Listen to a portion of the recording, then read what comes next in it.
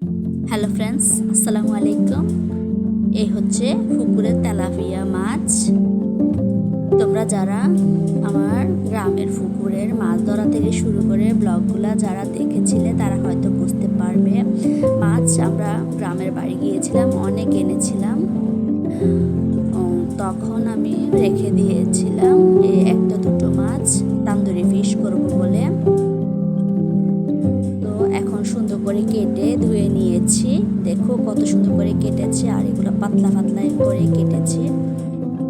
একটি ছড়ানো পাত্র নিয়ে এবার এখানে লেবু কেটে নিচ্ছি। এরপরে এক খণ্ড লেবু আমি সুন্দর করে কেটে রাখছি, পরবর্তীতে কাজে লাগবে আমার। দেখুন মাছটা একেবারে কাটা সব পর্যন্ত কেটেছি। এবার ভিনেগার দিয়ে লবণ দিয়ে ভালো করে এপাশ ওপাশ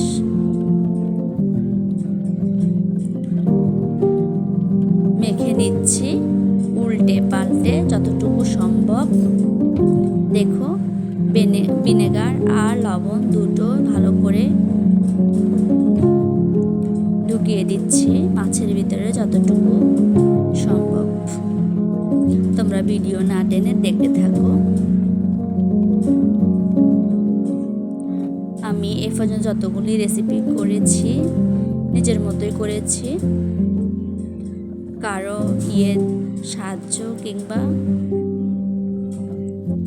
কারোটা ফলো করে আমি করিনি। দেখো আবার ভিতরে অংশ এগুলো ঢুকিয়ে দিচ্ছি, মানে ভিতরটাও পরিষ্কার করে নিচ্ছি এভাবে করে। এভাবে করে ধোয়ার কারণ হলো মাছের যে আস্তে একটি গন্ধ আছে, ওই গন্ধটা এভাবে করে পরিষ্কার করে ধুয়ে নিলে চলে যায়।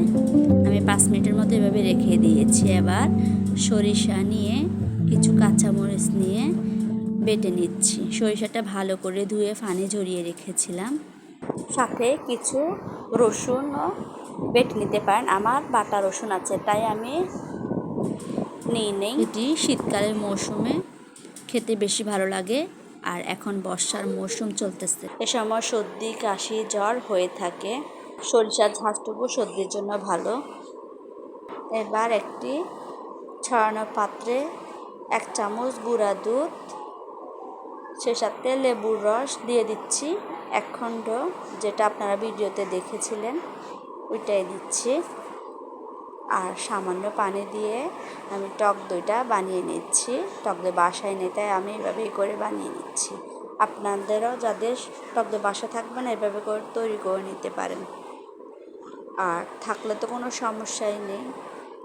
তো ভালো করে মিক্স করে নিচ্ছি।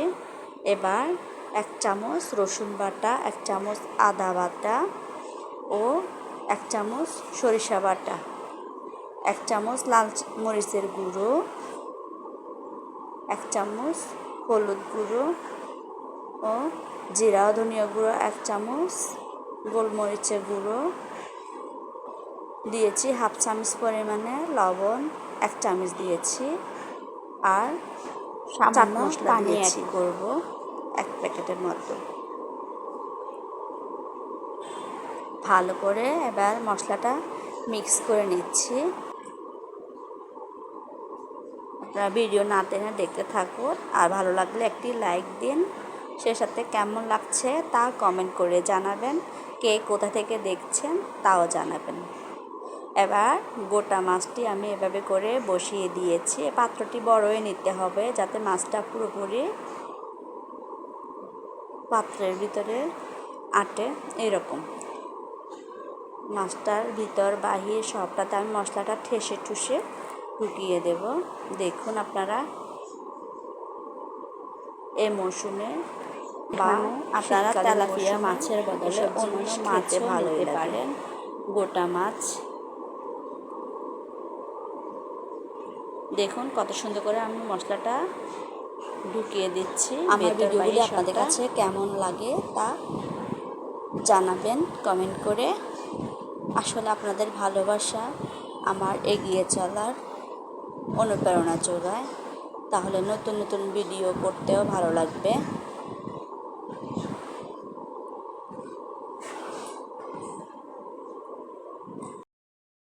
মাখামাখির পর্ব শেষ। এবার চুলায় ফ্যান বসিয়ে দিয়েছি, সরিষার তেল দিয়ে দিচ্ছি, তেলটা গরম করে নিচ্ছি। তেলটা একটু গরম হয়ে এলে মাছটা সুন্দর করে বসিয়ে দিচ্ছি। এরকম করে আপনারা বাসায় ট্রাই করতে পারেন। বাকি মশলাগুলো উপর দিয়ে বসিয়ে দিচ্ছি।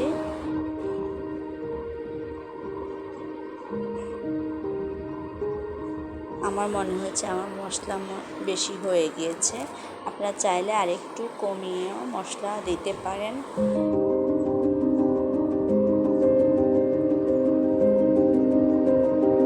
1 মিনিট হয়ে গিয়েছে, আমি এবার উল্টে দিচ্ছি, চিমটির সাহায্যে উল্টে দিচ্ছি। দেখুন আপনারা,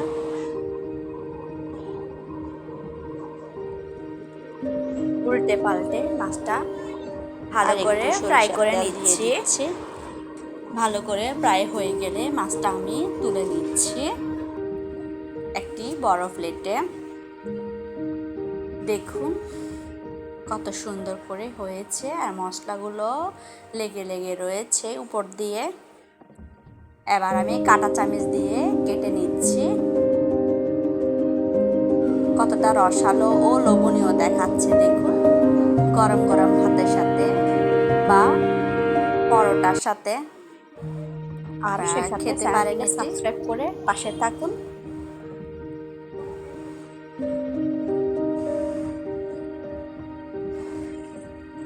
ভালো লাগলে লাইক দিন। ভালো থাকুন, সুস্থ থাকুন। আল্লাহ হাফেজ। পরবর্তী ভিডিওর জন্য আমন্ত্রণ দেখার জন্য ধন্যবাদ।